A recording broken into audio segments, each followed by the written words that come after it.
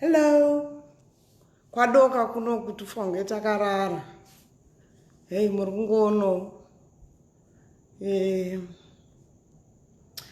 Tangoyo pa live pano kuti ndikorokotedze Lorraine Guyo. Happy birthday. Lolo kana wakangwara. Sapoto chidaira mashoko antaurwa nevanhu handiti unoita munyama. Best thing you can do is just zip zvinoita madambosi zve. Zvawaitwa pa social media tazviona. Zvinorwadza nyange zvikaitwa mwana wani nyange wani. Dari mwana wake airwadziwawo. Saka Lolo zvawaitwa kutukwa nekugara mu1 room nene, don't worry, uchagarawo zikumba. Handiti watukirwa kugara mu1 room, watukirwa kuita birthday rako, watukirwa kuita masikita ako. Iwewe ramba uri zvinhu zvinoya zvidiki ramba uchiita zvauri kuita kana zviri kukufambira. Ramba uchiita. Ndakutumirawo $500 panhamba yako endaona paFacebook. Kana uchikwanisawo Lolo kundibata, tibatewo zvelolo ndinzwe kuti wawana here $500 yandakutumira birthday. Ukanga uchitukwa Lorraine Guyo, ramba wako warizi zvakaita madambosi zve. Zipa kuno kuhausi tifonge takarara tiri kunze kwenyika. Mwoyo wangu warwadza, ndangorwadziwa kuti Lorraine ari kuramba achingotukwa. Mhosva yake yakapara Lorraine Guyo ngaichipera. This has to end. This cyberbullying has to end. Lorraine needs to live a life. Handiti musiyei Lorraine agare life yake, musamite bully pamafacebook. Apa isati gone zvekutuka vanhu, ndakubuda panapa kuti ndituke vanhu. But ndangoti Lorraine Guyo ndakutumira $500 yebirthday. Haina kuwanda, handisi rich, handiri kungono nyangwe nembe ndakapfeka ndiye $2. Handina hangu mari. But ndangoti pamwe inogona kungokubatsirawo zvishoma. Zvikangoroka 500 toziva kuti tichatokatukirwa ka 500 kakatakuradzikwa £20,000. But do not worry Lorraine, inoya mbichana enda kupawo ka 500 kakandokwanisa uke murombo. Vamwe vachakupawo zvichingodaro uchitoona zvichitoita. Ukatukwa Lorraine Guyo, ita samadam boss zip. Iwo siya benzi richingoti ngingiri. Usiya richipenga rega. Handiti Lorraine, you are a very good girl. Uri nherera yakazvimiririra, uri kuita zvakanaka. Ndinokuona inini kana ndichikuona ndikuona semwana wangu eji yako. Lorraine, ndarwadziwa nekutukwa kwauri kuitwa. Zvinhu zvawatukirwa ndazozvianalyze. Watukirwa kuita skit, ukatukirwa kuita birthday kuhiki, ukatukirwa iwewe kunaka kwako, ukatukirwa kugara mu1 room. Saka ndangoti ndivhuro ningirikini nekukupawo ka 500 aka. Ndaisa pane nhamba yandaona kupage kwako Lorraine. Saka handiri kungono ndiri chimbuya handitorino nemari. But unoziva so kutukwa kwawaitwa so it's inhumane zvauri kuitwa, matitirwa uri kuitwa paFacebook, bullying yawaitwa paFacebook. Ndambokufonera Lorraine panhamba yakasiya panhingirikina wana wandidaira. But kuti ndingomeka sure kuti ka 500 haina kuwanda. Ka 500 US kandakupa kuti wakawana, ndaisa receipt page pako as well. I'm not showing off, but ndiri kutrya kuti tikupromotewo, tiri kutrya kuti maybe pachabuda vanhu vanokondema bullying nemari. Toda kukondema bullying. Munhu akabhuliwa paFacebook, vanhu vari kushandisa mari kukondema, because vanhu vari kubhula vanhu vane mari. Saka dai pawanikwa vanhu vane 10,000, vamwe vane 5, vamwe vane 6. Ina hangu ndiri muroma, handinyange muri kungonawo nebvudzi racho iri nembe ndakapfeka. But you know what, at the end of the day mari ichasara pano pasi.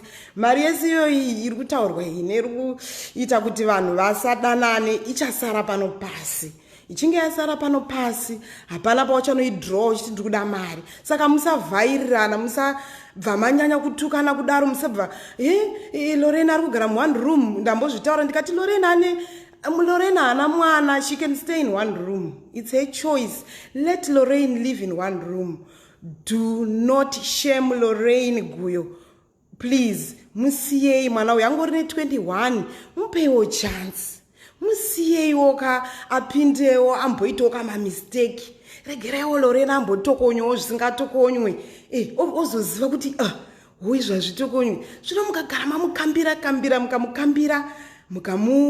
mwana uyu mukamutukira hanhingi mamutuka. Ina ndakuya kuzotuka vanhu, handitotuki munhu zvachose nekuti handizivi mashoko ekutuka vanhu. Handituke vanhu, handisi kutsvaga fame, handiide fame. But asi pandinoona pari kuitwa unfairness yekuita bully munhu paFacebook, ndinotaura. Saka chandangowirawo palive ndechekuti ndi-encouragewo vamwe kuti tibvisewo mari tichingopa munhu atukwa, munhu akaitwa bullying, munomupombi chanawo mana munomupoo yekubvisa nyadzi, anyanya kunyadziswa Lorraine. Saka inini nekamukono kangu ke500 Lorraine ndakubvisawo nyadzi zvawaitwa paFacebook, watukwa. Ufunge fuzani ndambenge ndichitochema tikati kwaamai ava vanotuka vanhu vakanditukira madhambosi, mufunge tikavhunduka ndikati yui imi vanhu vanovhunduka. Mufunge zvimwe zvinhu vanhu munenge muchingoseka muchiti mai ava vanoziva mai ava. But chandiri kuona chasara choda kuitika ndechekuti mai ava vanofanira kuti vaende kukoti, because havasi above the law, kuti varambe vachituka vanhu. I've got nothing against this woman. Look, I've got nothing against her. Ndaitombovafarira, but the minute yavakavhura muromo vachituka vanhu, vachirova vanhu, vakambobuda imwe video vachirova munhu shopping center. I've got nothing. I've never met this woman. I don't know her. I've got nothing to do with her. Handina basa nefemi yavo, handina basa nemari yavo, but ngavangoregedza kutuka vanhu vedu venu kuti isusu vamwe tinoafectika. Mufunge tinobva tanzwa it's not nice. Lorraine mamutuka, ndangouya ndichikutaura kuti zvakwana, mamutuka zvakwana. Mamutukira skiti yake, mamutukira kugara mu1 room yake, mamutukira miri wake, mamutukira pati yake, chimusiyai zvakwana. Lorraine inherera yakazvimiririra, musiyei please mwana uyu, inherera. Zvamaita izvozvizvi zvatokwana. Lorraine ndakupa $500 US yekuti happy birthday. Pamari iyoyo ndanchikumbira Lorraine unotenga imwe gogo yakati rebeiso, wobva wahaya limo, wobva wanditiro skit yekumhanya uchinopinda mulimo. Aiyo yakandinakidza. It was comedy as well. Saka ndoroti kuti Lorraine, keep doing what you're doing. Usadzikiswe pasi, usaterere, ita samadam boss, forward you go. Plus imwe advice yangu Lorraine, usarara nevanhu vachakupa chirwere. Uri kuitirwa set up, ndatozviona, ndazviratidzwa kumweya. Vanhu ivava vacha, handisi kuti munhu one, pane vanhu vakasetwa kuti vakuitire madhuna mutuna. Lorraine, stay away from. Handisi ng'anga, handisi chii, handisi Tatalicious.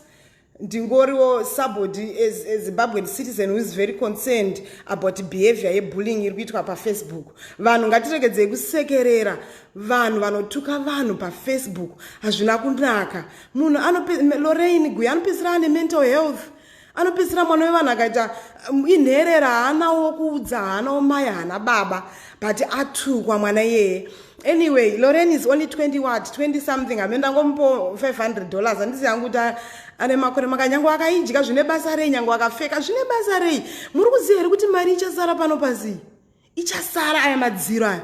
Zvichasara zvese. People have to be very, very, very, very careful to practice kindness. Haina kuti wakanaka, haina kuti wakanyangara sei, haina kuti wakaita sei. Ingova kind. You Jackman, ndofuka kana mukatesa paprofile. Handisi kutsvaga fame yemunhu. I don't want anyone's fame.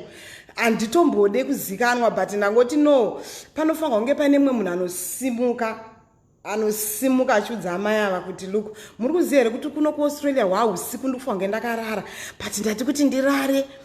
Regai ndirare ndaudza amai ava. Kana muchiziva kwavari mumataurire kuti zvanzi naElla, please zvakwana zvamaita Lorraine. Kune inonzi mental health, vari kuUK vanozviziva, vava educate, vanhu vanopedzisira vane mental health issues because of cyberbullying. Ina handina chandinoda kugaina pazviri, inini ndangoyo ndakamiririra senherera also as Lorraine's mom. I'm not a mom, but Lorraine age yemwana wangu. Handiti ndamupa $500 asi mwana wangu. Asi tombori mwana wangu, vana vangu vari kutokomplaina kuti ko madam akuita sei mapa, handisi kutsvaga fame, handisi kutsvaga kana chii, asi ndiri kutsvaga runyararo kuti kana kuine vamwe vanokwanisa kuti tinyararidze amai ava nemukono yemari tichipa Lorraine. Ngatipe Lorraine mari yekunyadziswa kwaitwa kuti Lorraine againe confidence yake back. Handisi hama yaLorraine, handimuzive. Ndakangoonawo nhamba yake paFacebook pake ndikamutumira $500 neworld remit. Handisi kushamisira zvakare, asi ndiri kungotaura ndangouya kuti ndikondeme nyaya yebullying. Zviregedzei vedu vezvokutukana manyanya maZimbabweans. Itai peace vedu we, itai peace. Ona nyika dzatakagara dzino dzine peace, muri kungotukana, muri kungo.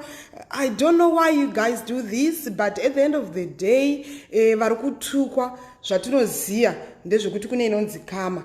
Vaya vari kutukwa vaya vharai miromo zvakaita Madam Boss. Madam Boss vatukwa, vakatukwa. Madam Boss vakangoti kuvhara muromo kuita zipi. Lorraine, ibva waisa zipi pamuromo pako, ukanzwa uchitukwa, uchiitwa sei, isa zipi chete. Wakati zi makomborerano yakuna vanhu vakanyarara. Ukunzwa Lorraine? Zip up. Handiti zipi. Watukwa makomborero. Ukunzwa Lorraine? Ndakupa $500 kana handisi kushamisira, but kana kuina vamwe vane 10,000 ndokumbira mukandire Lorraine. Mukandireyo mwana uyu inherera, anozvimiririra. No matter what method she's using, it doesn't matter. Hazvina basa. Mwe nomwe ane nzira dzake dzekuona mari. Ndine dzangu, iwe une dzako. Ivo vari kutuka vanhu vane dzavo. Saka vanhu kuti tibude pa social media tichiita kunge tiri perfect, uchiti inini ndinoudza munhu kuti unogara one room. Really? Alright, but zvaLorraine zviri justified. Lorraine agara mu one room nokuti ari one. Handiti Lorraine haana need 5 rooms. Musiyei, hazvizvo zvamungamutargetere. Musiyei please. Lorraine ari kutotrayo, ari kuedzawo inherera. Inga akataura akati ndiri nherera ko indava nekuZimbabwe. Sisi Meo vakambobuda apa vakataura vakati vanhu please have a heart. Itai mwoyo wakanaka. Munoziva kuti nyange munhu usingazviratidze paFacebook. Ina ndakubuda paFacebook kuti ndishamisire kuti ndapa Lorraine $500.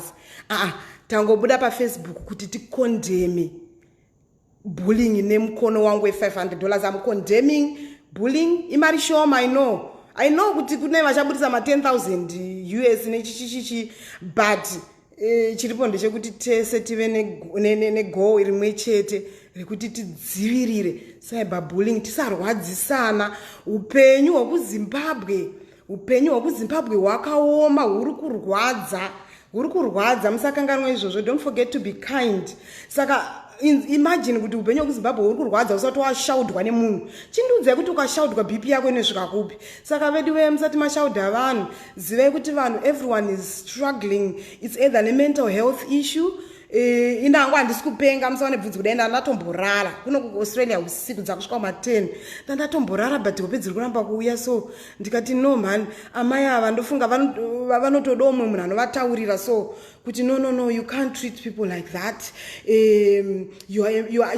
This woman ari kutuka vanhu paFacebook, she's actually a mentor. She's actually supposed to be in a position yekunzi naLorraine. I look up to this woman, but inini kutaura chokwadi, inini mukadzi ndinokomuziva achituka vanhu.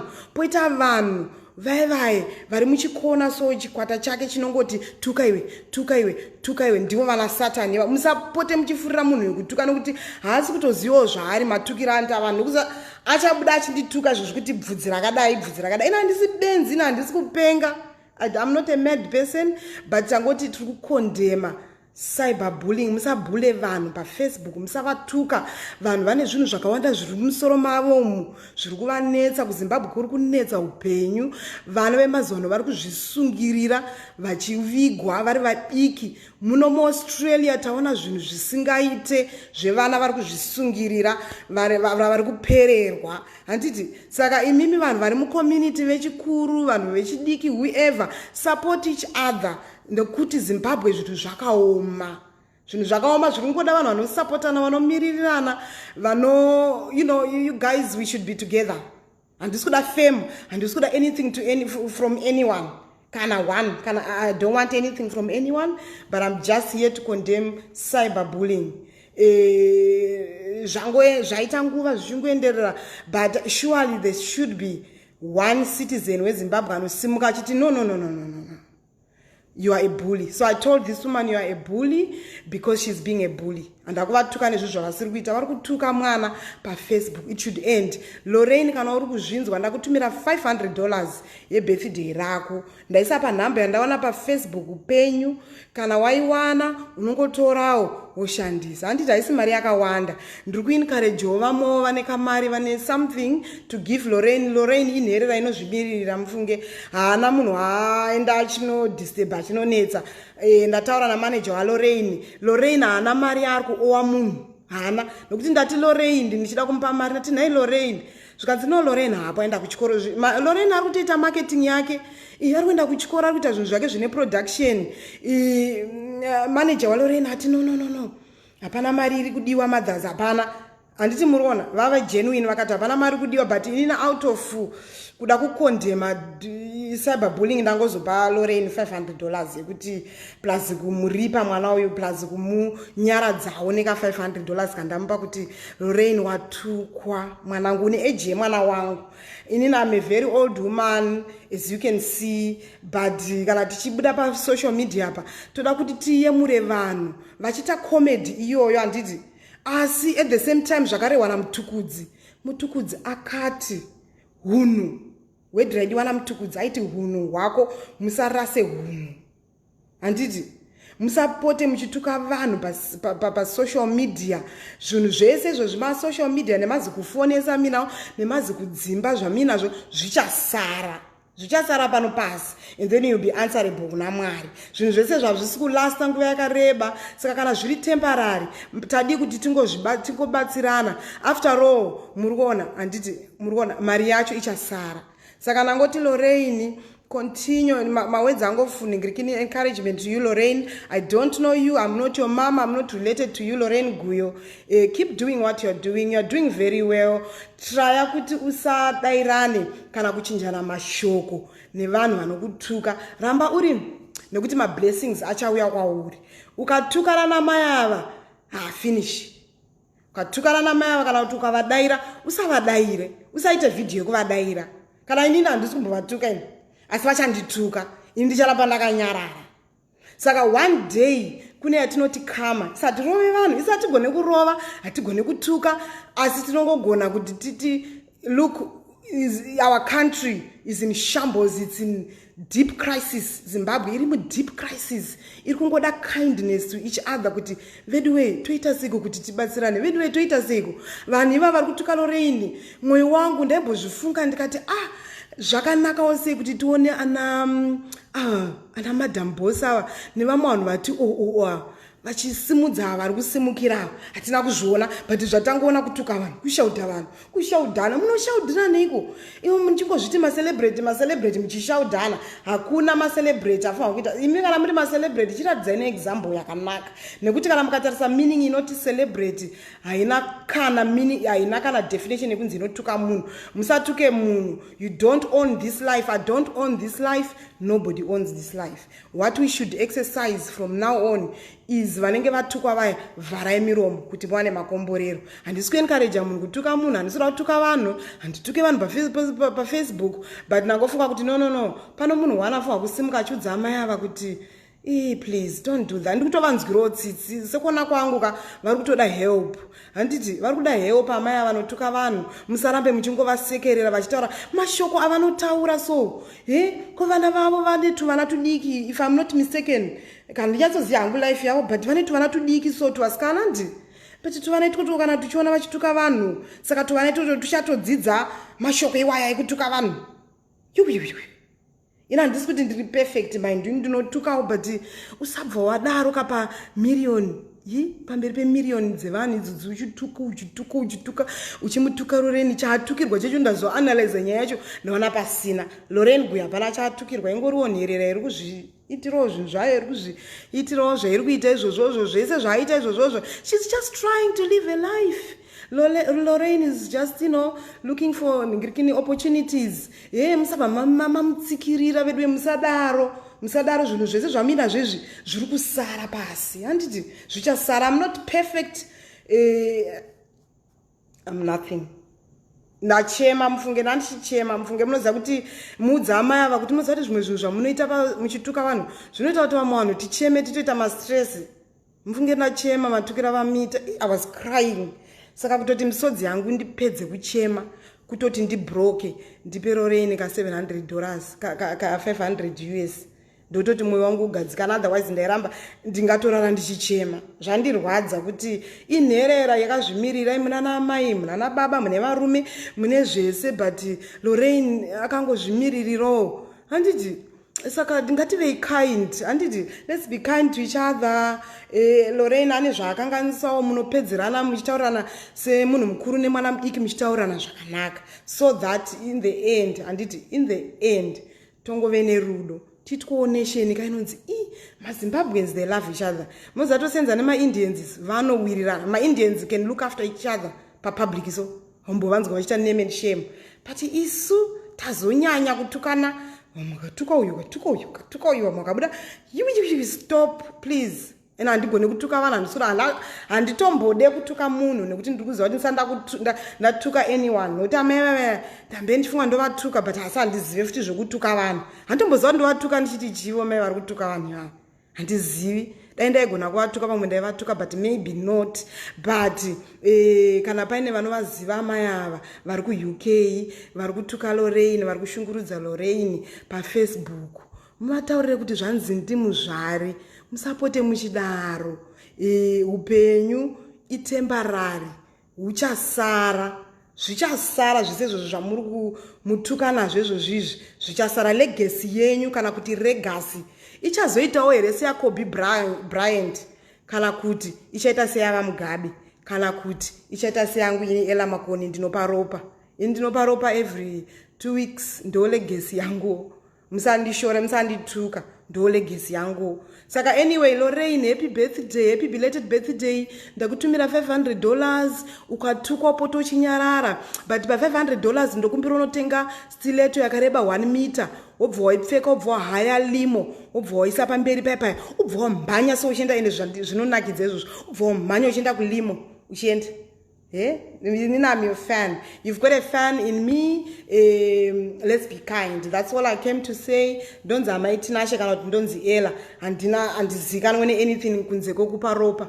Ndinongo donate blood ku Red Cross. Handina zvimwe zvandozikanwa nazvo. Plus handina imwe vamwe vanhu vamboti ndikuda fame. Handisikuda fame. Handisikuda anything. But ndiri kungoda kukondema cyberbullying, especially kune vana vari upcoming artists. Do not bully those kids. Those kids are just kids. Lorraine is doing a lot of mistakes. Kana paine munhu mukuru anogona wokubatsira mwana uinherera, munomutora muenda naye kuseri uku. Ndakaona nhamba yake ndikaenda naye kuseri uku, ndikati nhaye mwanangu, she's a very lovely, nice girl. Ndo zvinoitwa, handisi perfect, but then at the end of the day, munoziva kadiki munhu kwaunenge wangoita so kanobatsira. Saka muri kuona tiri kugara nyika dzevarungu idzi, nekuti varungu ndo zvavanoita, vanoita kindness. Chavararamisa, havanamati, havati mwari nemuromo. Varungu vari tiri kugara navo muno havanamate Mwari, asi vanopractiza zvakanyorwa mubhaibheri. Varungu vanopractiza kindness. Vanopractiza kindness yakanyorwa mubhaibheri ramunoverenga. Imi muri kuriverenga muchiti nemuromo Mwari. Asi pakuzoripractice hamusi kupractice. Handisi kuda fame, handisi kuda anything to anyone. Nothing, zero. I'm an unknown person. I'm very little in anyone's eyes. But then at the end of the day, panofanwa kusimuka iko kamunhu kakaita seni, kadukuduku kakapfupika seni ka 1.56 meters, kotaurawo kuti vedu we toda peace. Tikuda peace. At the moment tine zvinhu zvihombe zviri kunetsa muZimbabwe, zviri kunetsa zvokutoti vanhu ukatanga kuzvifunga zvekuZimbabwe unochema. Zvino pamusoro pemaproblems esiwa huge problems, pozoita mumwe munhu anovhura muromo wokutuka vanhu. No, please give us a break. please itai comedy vanhu vachifara vachiseka zvichidaro asi musatuke vanhu please nekuti hakuna comedy yakadaro. Eni Kansime uyaya I'm a fan ya Eni Kansime naSalvador veku-Uganda. I'm not showing off kana handisapoti nyika yangu, but ini ndakaona kuti sure macomedians acho vanongogara vachingotukana. Takutera vekuko tisatambudzwa vachitukana zvamunozoita inini zvokubva maudza vanhu kuti vanogara mu1 room. Sapotanai ikoko ku backdoor. Itai kuti zvinhu comedy inakidze. Hapana comedy inonakidza muchituka vanhu kuti isusu tobva tazopedzera muda kungoti tishore Lorraine kuti anogara mu1 room chete, muvana mudzikisira pasi kuti mafans auye kwenyu, Lorraine ashaye mafans. Musadaro, hazvifambe. Zvinhu zvese zvamuri kurwira izvi zvamuri kugodorera Lorraine zvichasara pano pasi. Iwe Lorraine, kana ukazoona video iyi ndakutumira $500 ndeyako yemuhomwe, kana unotenga seleto twende nanotenga. Handiti you never know kunobva makombore Lorraine. Ramba uchiita zvauri kuita izvozvo uchifadza vanhu. Ndiri kuapilo vamwe vanoda kupa Lorraine kana $100 mupeiwo. Paitika mariro kapa kutukwa kwaitwa mariro aya. Zvakafanira kuuraya aurayiwa mwana uyu kutukwa. Mupeiwo kana mine kana $1 ukupo. And then iwe Lorraine kana waona uchitukwa vhara muromo zipa. Hanzi vhara zipi. Isa zipi pamuromo apa Lorraine. Zvakaita Madam Boss zviya. Madam Boss vakamboshurwa. Handiri kuzviziva. Madam Boss vakamboshurwa apa. Inini ndichashurwa futi papa, but zvangu hazvina basa because iname nobody knows me, which is good, which is cool. Anyway, ndakunorara kuno kuAustralia usiku. Vanhu vekuZimbabwe, please be kind to each other. Life yakaoma kuZimbabwe. Sapotanai. Madzimai kunyanyanya vari kutambura kuZimbabwe. Ndiri kungoti ndikawina loto nhasi. Ndikaiwina nhasi loto ndiri kurescue madzimai ese emuZimbabwe. I'm not bragging about anything. I've got no money, I've got nothing. I'm just a nobody, but I'm just thinking humanity. We should all think humanity. Handiti muri kuzvinzwa humanity ndozvanangoya panapa. Musabhulani pasocial media. Kurudziranai. Nyika yedu ine mariro daily. Lorraine akafirwa nababa wake namai vake. She's an orphan. Let's support each other. Ndatenda hangu ndimuzvare.